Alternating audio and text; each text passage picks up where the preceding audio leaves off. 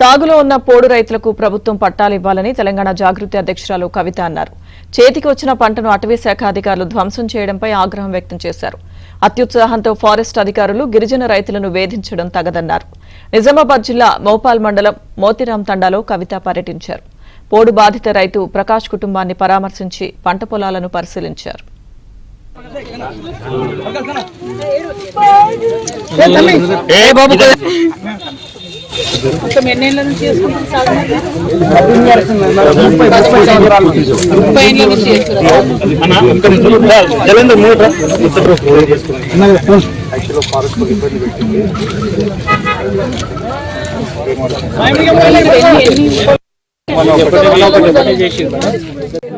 చేతికి వచ్చినటువంటి పంటను ఫారెస్ట్ వాళ్ళు నిండా నిలువున విషం చిమ్మి మరి పాడు చేస్తే తట్టుకోలేక అదే విషం తీసుకొని ఆత్మహత్య ప్రయత్నం చేసిండు తమ్ముడు. అందుకని తమ్ముడికి ధైర్యం చెప్పడానికి అట్లానే ఈ మొత్తం చుట్టుపక్కల కూడా మంచిప్ప అనేటటువంటి ప్రాజెక్టు నేను కట్టనీయను అని రేవంత్ రెడ్డి గారు ఇదివరకు చెప్పిండు.